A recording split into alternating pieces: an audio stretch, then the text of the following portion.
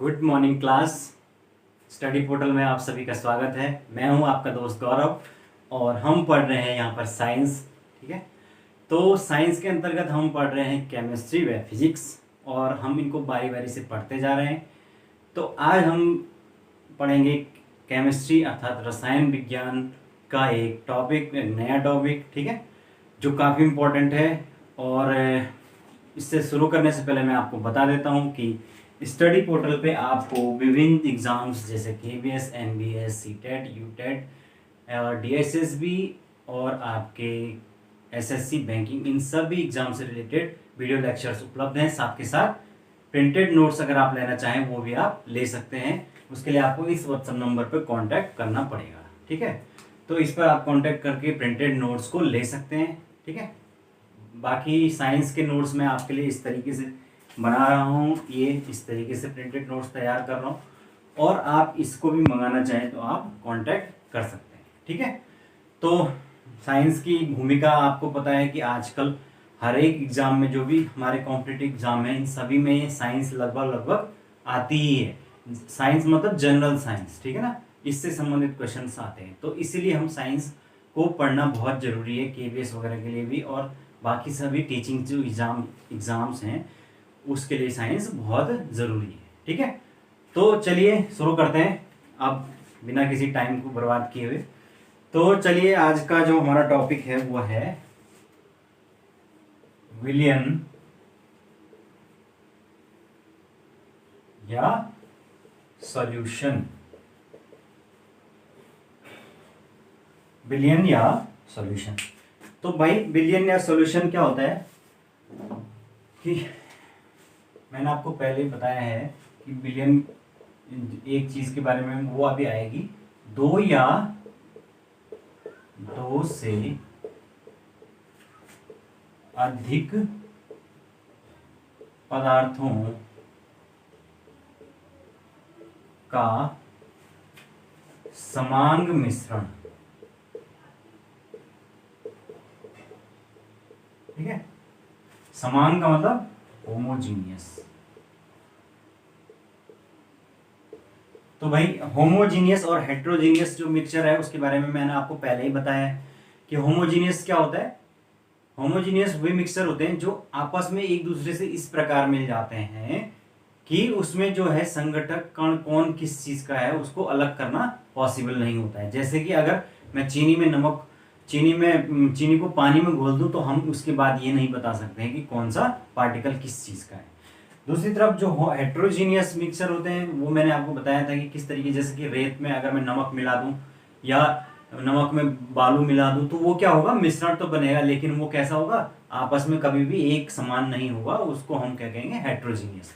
तो जो homogeneous mixture है दो या दो से अधिक पदार्थों का, वो ही आपस में क्या बनाता है, विलयन या सॉल्यूशन बनाता है। ठीक है, तो आप समझ गए हैं। इसका एग्जाम्पल में आप वही लिख लीजिए, उदाहरण नमक या चीनी का जल में विलयन। ठीक है, जल में विलयन। ठीक है, तो ये है आपके विलयन या सॉल्यूशन। अब हम बात करेंगे कि इसमें दो चीजें आती हैं इंपॉर्टेंट। जब हम विलयन पढ़ते हैं तो उसके अंतर्गत उसके जो घटक दल है या उसके जो पार्टिकल्स है उसमें दो चीजें आती हैं। पहला आता है विलायक, जिसको आप कहते हैं सॉल्वेंट। ठीक है, और दूसरा आता है विलेय, जिसको आप कहते हैं सॉल्यूट। ठीक है, तो ये क्या होते हैं, ये पता होना जरूरी। तो भाई विलयन में, सॉल्यूशन में जो भी पदार्थ अधिक मात्रा में उपस्थित होता है, ज्यादा मात्रा में उपस्थित होता है, वो विलायक या सॉल्वेंट कहलाता है। अधिक मात्रा में उपलब्ध, जो ज्यादा मात्रा में उपलब्ध होगा वो क्या कहलाएगा, आपका विलायक या सॉल्वेंट कहलाएगा। और जो कम मात्रा में उपलब्ध होगा वो विलेय या सॉल्यूट कहलाएगा। जैसे कि अगर मैं एग्जांपल के तौर पे एक सॉल्यूशन बनाऊं जिसमें कि मैं क्या करूं, एक ग्राम जो नमक को 1 लीटर पानी में घोल दूं, तो यहाँ पर जो जो ज्यादा मात्रा में अमाउंट है वो कौन सा है, वाटर या पानी है, तो वो क्या कहलाएगा, सॉल्वेंट या विलायक कहलाएगा। और जो उसमें हमने मिलाया वो कम मात्रा में है, कम अमाउंट में है, तो वो क्या कहलाएगा, विलेय या सॉल्यूट कहलाएगा। ठीक है ना। तो ये है आपका इंपॉर्टेंट कॉन्सेप्ट, विलेय और विलायक। तो जो सॉल्यूशन है वो किससे बनता है, विलेय और विलायक के आपस में मिलने से होता है। यानी कि सॉल्यूशन के अंदर जो है वो सॉल्वेंट और सॉल्यूट आपस में मिल जाते हैं, सॉल्यूट को सॉल्यूशन में मिक्स करते हैं, और वो पूरी तरीके से इस प्रकार से मिक्स होते हैं, हो जाता है कि विलयन के अंदर हम क्या क्या कर सकते हैं, उनको सेपरेट नहीं कर सकते, उनको बता नहीं सकते हैं कि फिर कौन सा पार्टिकल किस चीज का है। ठीक है। तो ये है आपका सॉल्यूशन या विलयन जिसको आप कहते हैं।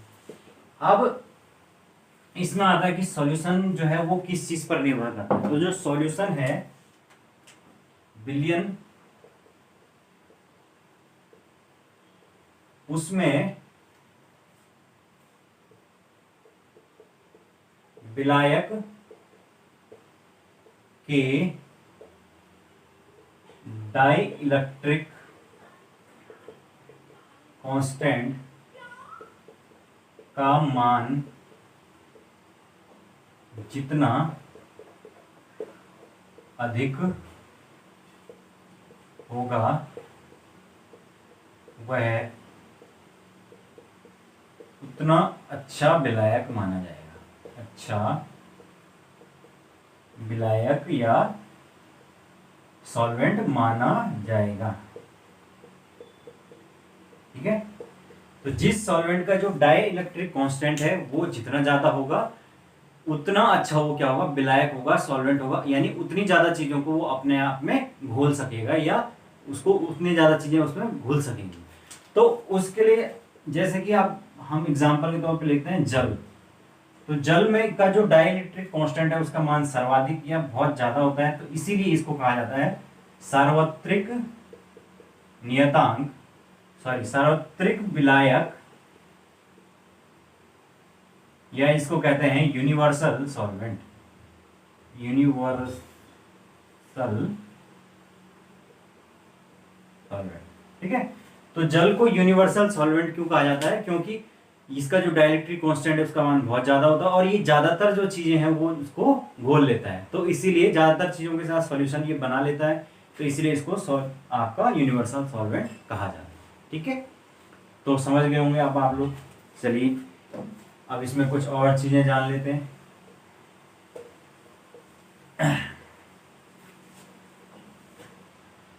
तो आगे है दोस्तों, हमने विलयन पढ़ा, विलेय, विलायक। अब हम बात करेंगे संतृप्त विलयन या सैचुरेटेड सॉल्यूशन। संतृप्त का मतलब होता है सैचुरेटेड। ठीक है। और दूसरा होता है असंतृप्त विलयन, जिसको हम कहते हैं अनसैचुरेटेड सॉल्यूशन। ठीक है।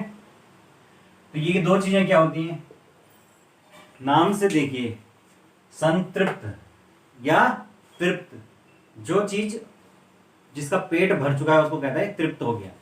तो सैचुरेटेड सॉल्यूशन वो सॉल्यूशन होगा जिसमें विलेय की अधिकतम मात्रा घुली हुई हो, अधिकतम मात्रा घुली हो।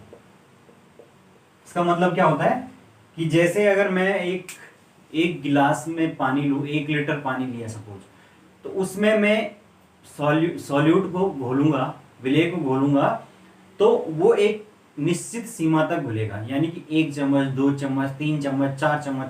ऐसा नहीं कि आप सॉल्यूट मिलाते जाएंगे वो घुलता जाएगा, ऐसा नहीं होगा। एक ऐसी स्थिति आएगी जहां पर उसमें जो सॉल्यूट है वो घुलना बंद हो जाएगा, उसमें उसका वो घुलेगा ही नहीं।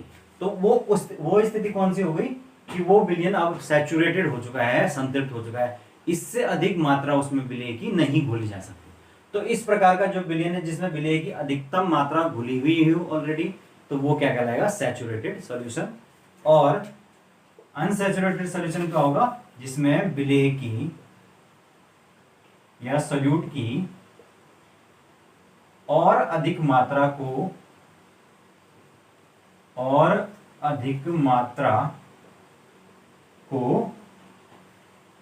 घोला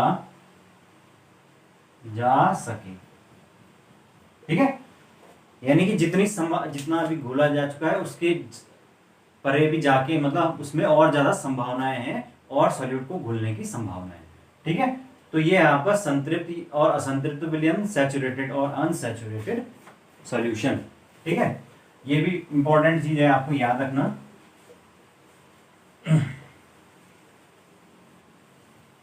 आगे चलते हैं। अब हम बात करेंगे सॉल्युबिलिटी या विलेयता की, विलेयता या सॉल्युबिलिटी।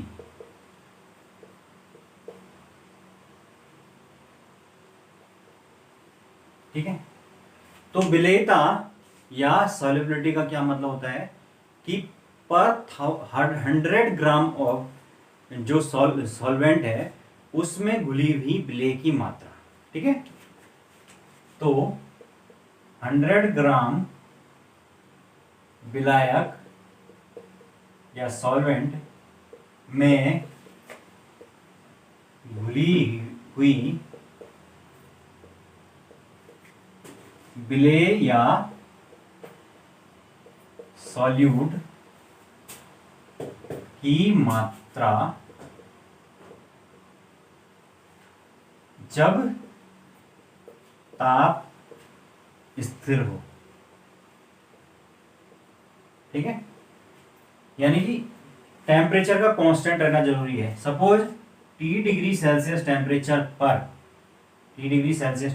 पर 100 ग्राम ऑफ वाटर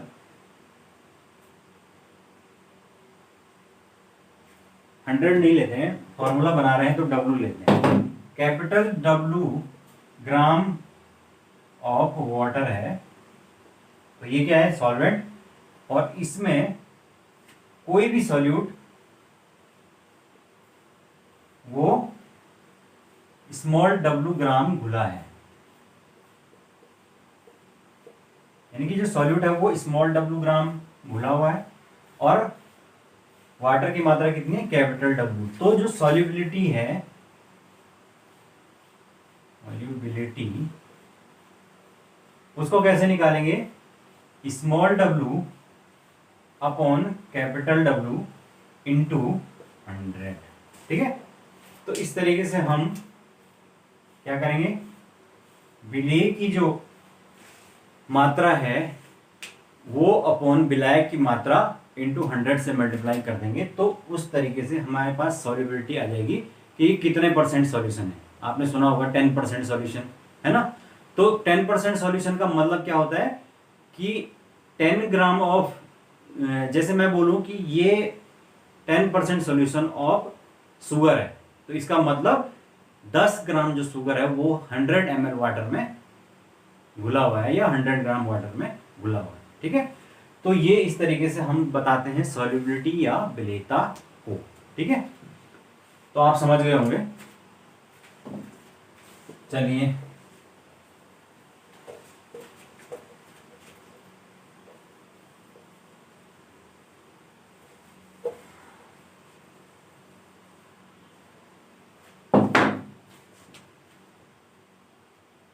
अब हम बात करेंगे विलयन का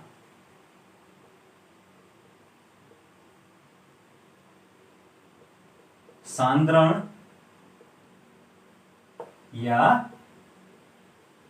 कंसंट्रेशन ऑफ सॉल्यूशन।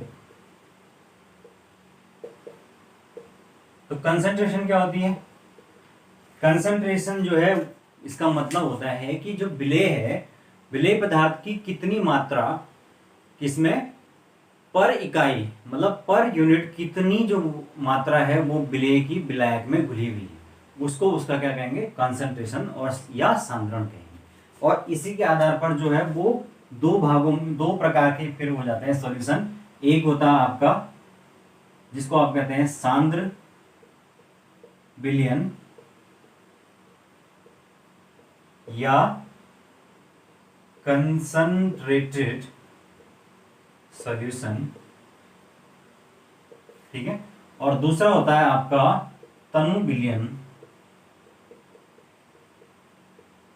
जिसको आप कहते हैं डाइल्यूट सॉल्यूशन,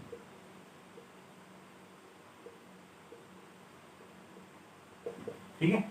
तो सांद्र विलयन क्या होगा, जिसमें विलेय ऐसा विलायक जिसमें विलेय की ज्यादा मात्रा घुली हुई है, यानी कि वो काफी गाढ़ा सॉल्यूशन है। सपोज 1 लीटर का सॉल्यूशन है, 1 लीटर के सॉल्यूशन में आपका 500 ग्राम जो है वो विलेय घुला हुआ है। तो उस स्थिति में जो विलयन बनेगा वो कैसा होगा, कंसंट्रेटेड, यानी कि विलेय की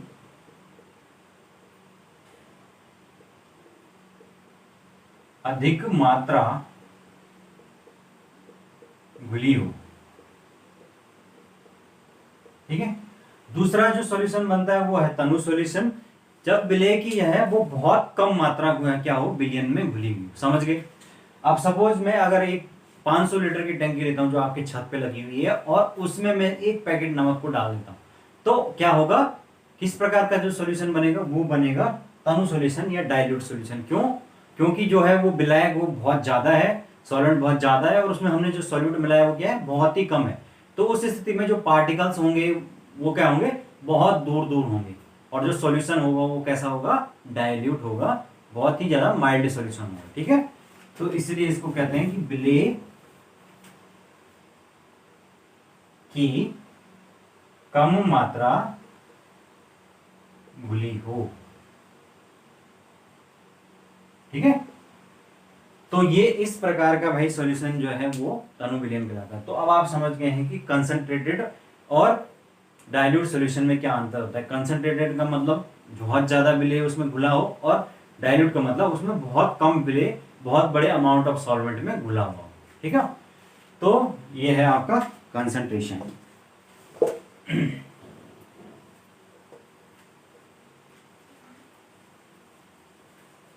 नेक्स्ट, अब जो विलयन है उसके प्रकार देख लेते हैं भाई। विलयन के विलयन के प्रकार, तो जो ये विलयन के प्रकार हम पढ़ेंगे ये किसके आधार पर पढ़ेंगे, कणों के साइज के आधार पर, और उसके आधार पर 3 प्रकार के होते हैं। निलंबन, ठीक है, दूसरा होता है कोलाइड और तीसरा होता है वास्तविक विलयन।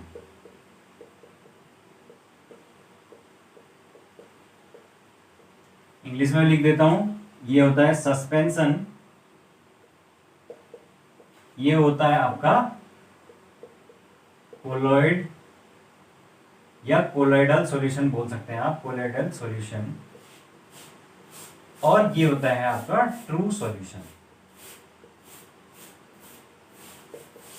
ठीक है। तो एक इन तीनों को हम कंपैरेटिवली पढ़ेंगे तो ज्यादा ही सही है ना। तो सबसे पहले हम देख लेते हैं कि तीनों जो है सस्पेंशन उसमें मुख्य अंतर क्या है। मुख्य अंतर ये है कि जो निलंबन और कोलाइड है ये दोनों ही कैसे सॉल्यूशन है, बिस्मांग सॉल्यूशन, बिस्मांग विलयन है इन दोनों, या हेट्रोजीनियस, ये भी बिस्मांग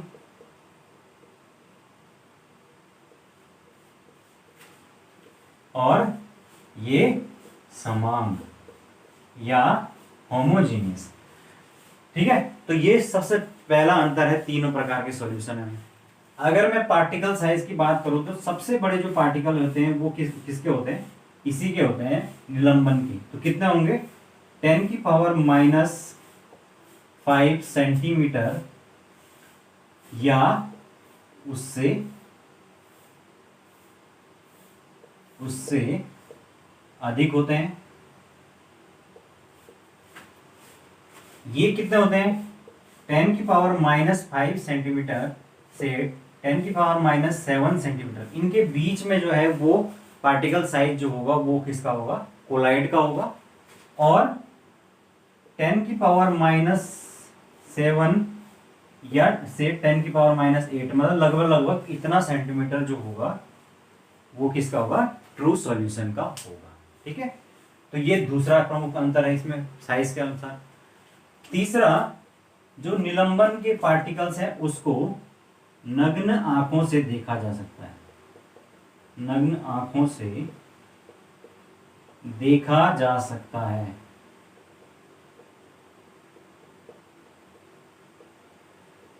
ठीक है, नग्न आंखों से मतलब हम नॉर्मली देख सकते हैं, उसके जो पार्टिकल्स हैं उनको देख सकते हैं। इस प्रकार का सॉल्यूशन है। अगर मैं इसकी बात करूं कोलाइडल की, तो कोलाइडल के जो सॉल्यूशन है उसको हम नग्न आंखों से नहीं देख सकते, बल्कि माइक्रोस्कोप की सहायता से देख सकते हैं। ठीक है,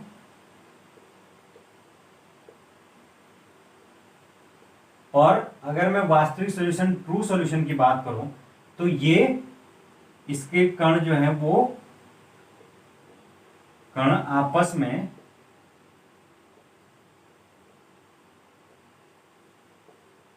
इस प्रकार मिल जाते हैं,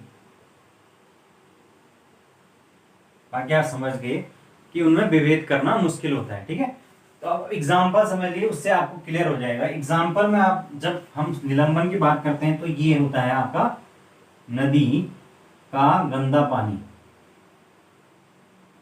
यानी कि कोई नदी अगर गंदी नदी बह रही है तो उसका जो पानी है वो क्या है? एक सस्पेंशन है। या आप नॉर्मली किसी गिलास में मिट्टी को डाल के उसमें घोल दें तो वो क्या बन जाएगा? सस्पेंशन बन जाएगा, एक निलंबन बन जाएगा। इसका जो एग्जाम्पल है वो है, इसका एग्जाम्पल अगर मैं बोलूं कोलाइड का, तो वो क्या है? दूध, रक्त, ब्लड। ठीक है, तो ये जो रक्त और भाई जो नदी का गंदा पानी है या सस्पेंशन, उसके पार्टिकल्स तो आप साफ तरीके से देख सकते हैं, या थोड़ी देर अगर आप छोड़ दो तो बैठ जाएंगे नीचे, वो दिख जाएंगे, अलग अलग हो सकते हैं। अब जो ये दूध और रक्त है ये भी क्या है? एक बिस्मांग सॉल्यूशन है। ये पूरी तरीके से होमोजीनियस नहीं है, लेकिन वो उसमें दिखता नहीं है। ठीक है, वो दिखेगा कैसे? माइक्रोस्कोप की सहायता से। जब आप वाटर ब्लड है उसको माइक्रोस्कोप की सहायता से देखेंगे तब उसमें अलग अलग चीजें, जैसे कि आपका जो प्लेटलेट्स होती हैं, रेड ब्लड सेल्स होती हैं, व्हाइट ब्लड सेल्स होती हैं, ये सब अलग अलग दिखेंगी। ये कब दिखेगी? जब आप माइक्रोस्कोप की सहायता से देखेंगे, वैसे सामान्यतः ये नहीं दिखेंगे। तो इसलिए ये कोलाइडल सॉल्यूशन कहलाता है। इसके पार्टिकल का साइज इतना इतना होता है, 10⁵ से 10⁻⁻ सेंटीमीटर के बीच। अब जो वास्तविक सॉल्यूशन है, इसमें मैं आपको एग्जांपल पहले ही बता चुका हूं कि होमोजेनियस सॉल्यूशन जो है वो वास्तविक होता है। यानी कि आप अगर बोलें नमक का जल में विलयन, ठीक है, तो इस प्रकार का जो विलयन होगा वो आपका वास्तविक सॉल्यूशन होगा, ट्रू सॉल्यूशन होगा। ठीक है, अगर हम एक और डिफरेंस की बात करें तो अगर हम फिल्टर पेपर यूज करते हैं तो फिल्टर पेपर से ये वाले जो सस्पेंशन के कण ये पार नहीं होंगे। किससे? फिल्टर पेपर से। कोलोइडल के कण जो है वो पार हो जाएंगे, आसानी से फिल्टर पेपर से पार हो जाएंगे, और वास्तविक सॉल्यूशन के भी पार हो जाएंगे।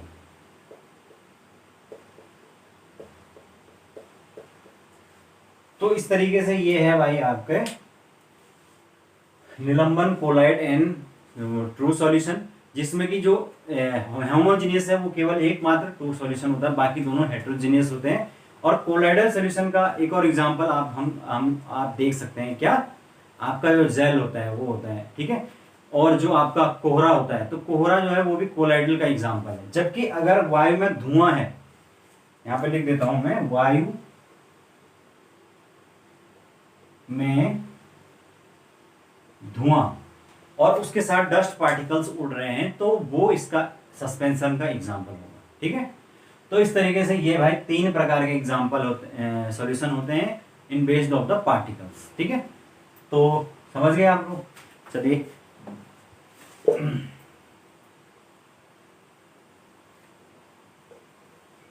आगे चलते हैं।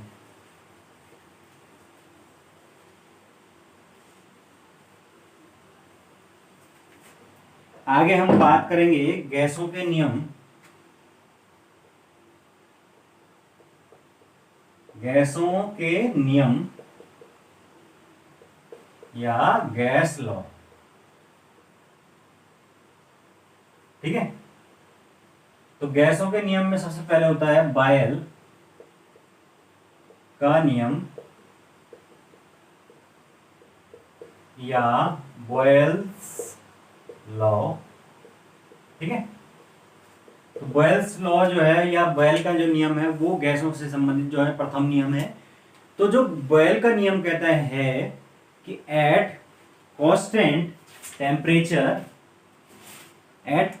टेम्परेचर किसी भी गैस का जो दाब होता है उसके आयतन के व्युत्क्रमानुपाती होता है। ठीक है, तो मैं लिख देता हूं, अगर एट कांस्टेंट टेम्परेचर यानी कि जो तापमान है अगर निश्चित हो यानी फिक्स कर दिया जाए, उस स्थिति में जो किसी भी गैस का जो लगने वाला प्रेशर होगा P वो इनवर्सली प्रोपोर्शनल होगा V, यानी कि उसके आयतन के। V क्या है? आयतन या वॉल्यूम। समझ गए ना? तो जो V है वो इनवर्सली प्रोपोर्शनल होगा किसके? V के। इसका मतलब क्या होता है इनवर्सली प्रोपोर्शनल? पहले तो आप लोगों को पता होगा, नहीं तो मैं बता देता हूं। यानी कि इसका मतलब होता है कि अगर V इंक्रीज होगा तो P डिक्रीज होगा, P अगर इंक्रीज होगा तो V डिक्रीज होगा, यानी ये एक दूसरे के अपोजिट हो गए। ठीक है, अब जब आपको पता है कि प्रोपोर्शनल साइन हटेगा तो यहां पर क्या आएगा? एक कांस्टेंट आएगा, तो P बराबर क्या हो जाएगा? K upon V। या अगर मैं इसको इधर पहुंचा दूं तो उस स्थिति में क्या लिख सकता हूं मैं? P इंटू V बराबर K, है ना? P into V। अगर मैं बोलूं कि प्राइमरी जो प्रेशर है वो P1 है और सेकेंडरी जो वॉल्यूम प्राइमरी वॉल्यूम है वो V1 है, और सेकेंडरी जो प्रेशर है लास्ट प्रेशर वो P2 है और वॉल्यूम V2 है, तो दोनों के दोनों किसके के इक्वल होंगे? K यानी कांस्टेंट के इक्वल होंगे, तो उन दोनों को भी हमें इक्वल लिख सकता हूं। तो इस तरीके से मैं लिख सकता हूं P1 V1 equals to P2 into V2, है ना?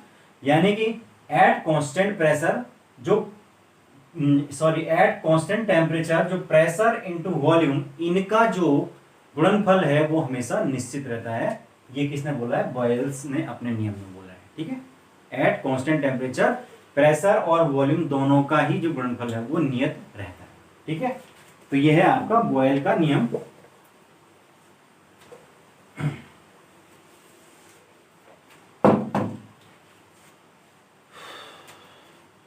नेक्स्ट जो है वो है चार्ल्स का नियम।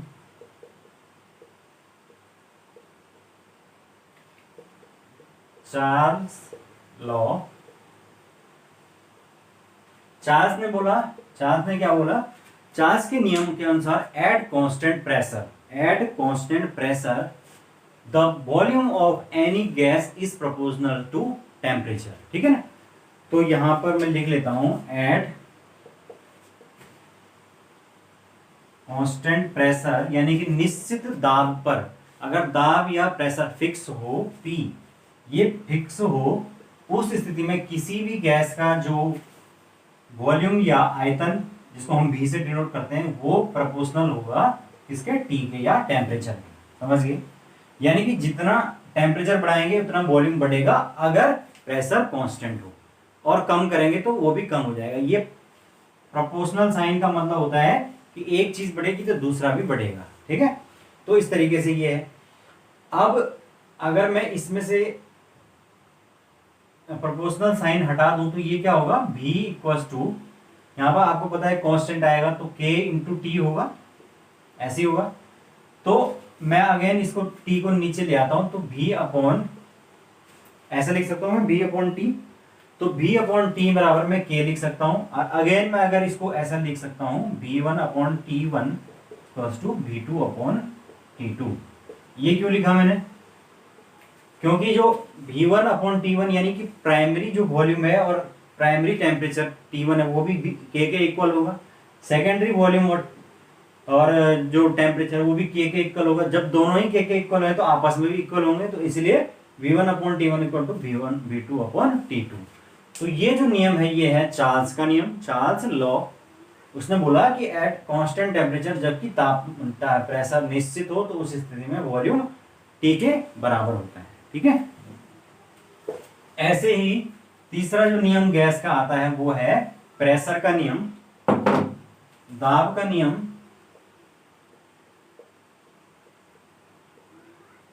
दाब का नियम जिसको आप कहते हैं प्रेशर लॉ। तो प्रेशर लॉ के अंदर भाई ये चीज याद रखनी है आप लोगों को कि जो प्रेशर लॉ है वो कहता है एट कांस्टेंट टेम्परेचर जो V है यानी कि वॉल्यूम है वो प्रोपोर्शनल होता है किसके? प्रेशर। समझ गए? अभी तक तो हमने बात की चार्ल्स लॉ में कि V प्रोपोर्शनल टू T, इसमें हम बात करेंगे V प्रोपोर्शनल टू P यानी प्रेशर। ठीक है, P V proportional to P, और उसमें हमने बात की V प्रोपोर्शनल टू किससे? इससे पहले वाले लॉ में हमने बात की V प्रोपोर्शनल टू T। तो इस तरीके से हम क्या लिख सकते हैं, जब V T के प्रोपोर्शनल है पहले लॉ से, ये V P के प्रोपोर्शनल है इस लॉ से, तो हम ये भी लिख सकते हैं कि जो वॉल्यूम है वो प्रोपोर्शनल है किसके? T के या टेम्परेचर के। समझ गए? At constant P pressure. Okay, P proportional to T है, सॉरी यार, at constant V volume P proportional to T, या इसको हम P upon T equal to K लिख सकते हैं। ठीक है, तो इस तरीके से ये तीन नियम आपके हो गए। अब इन तीन नियमों की सहायता से हम क्या करेंगे, गैस का नियम निकालेंगे जिसको हम कहते हैं गैस लॉ। गैस का नियम, गैस लॉ। ठीक है, तो भाई हमने एक ये देख लिया कि P जो है वो ये होता है ना, PV upon equal to nRT, है ना। तो ये कहां से आएगा आपका? हाँ, तो जो हमने बहुत सारे नियम है उन्हीं को सबको आपस में मर्ज कर लेंगे। जो नियम हमने पढ़े हैं वो है P प्रोपोर्शनल होता है किसके? आपके T के। ठीक है, और दूसरा हमने जो नियम पढ़ा है वो P proportional to 1 upon V के। दोनों को जोड़ दो, तो दोनों को मैं अगर जोड़ दूं तो क्या लिख सकता हूँ? P proportional to T upon V। ये और ये जोड़ दिए मैंने, फर्स्ट और सेकंड, ये दोनों जोड़ दिए, तो ये बन गया आपका। अगर मैं प्रोपोर्शनल साइन हटाऊं तो यहाँ पर एक कांस्टेंट आता है वो है R, तो ये हो गया P equal to R T upon V। V को मैं यहाँ ले जा सकता हूं, तो ये हो जाएगा क्या? PV equal to R T, है ना। और अगर मैं N मोल गैस के लिए गैस पर यह नियम लागू करूं, मतलब N मोल गैस पर अप्लाई करूं, तो ये हो जाएगा आपका PV इक्वल टू nRT। समझ गए? यही आपका गैस का नियम है, गैस लॉ है, PV इक्वल टू nRT, जहां पर जो R है वो क्या है? Gas constant. ठीक है, तो आप समझ गए कि हमने क्या किया, दोनों नियमों को मिक्स कर दिया। दोनों जो नियम है वो कहते हैं P प्रोपोर्शनल टू T और P proportional to 1 upon V, या V proportional to P inversely proportional to. इन दोनों को ऐड कर दिया तो क्या होगा? P proportional to T upon V, क्योंकि T ऊपर था V नीचे था, हमने कांस्टेंट हटाया, वहां पर एक ये प्रोपोर्शनल हटाया तो क्या कांस्टेंट आया, वो है R गैस कांस्टेंट। तो P इक्वल टू हो जाएगा RT अपॉन V, V को इधर ले गए तो PV RT हो गया, और अगर n मोलिक्यूल के निकालेंगे तो V भी इक्वल टू NR। ठीक है, तो इस तरीके से हमने गैस का जो नियम है वो तीनों नियमों को मिक्स करके निकाल लिया है। ठीक है, तो ये है आपका गैस के नियम।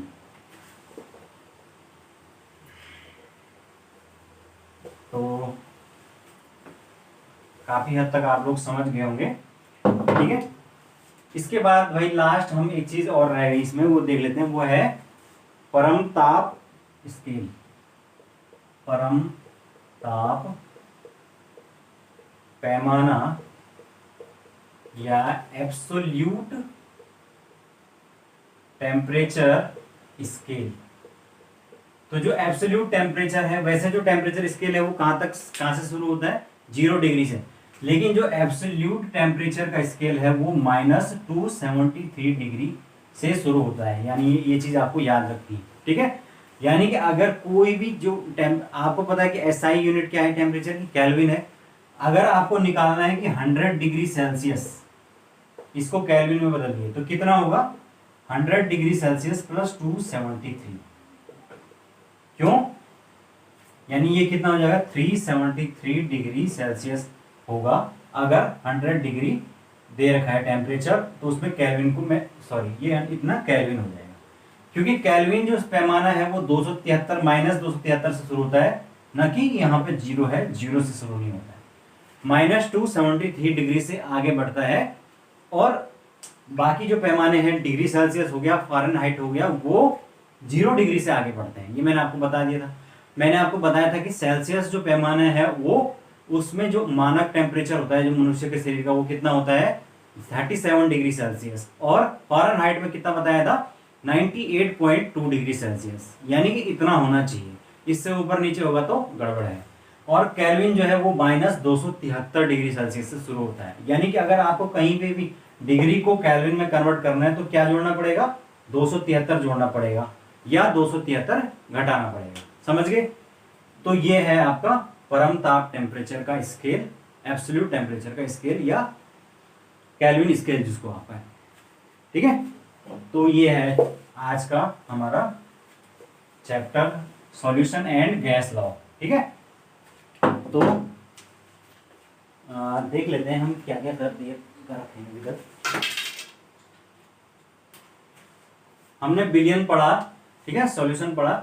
बिलियन के अंदर हमने फिर उसके घटक दल पढ़े, विलेय और विलायक।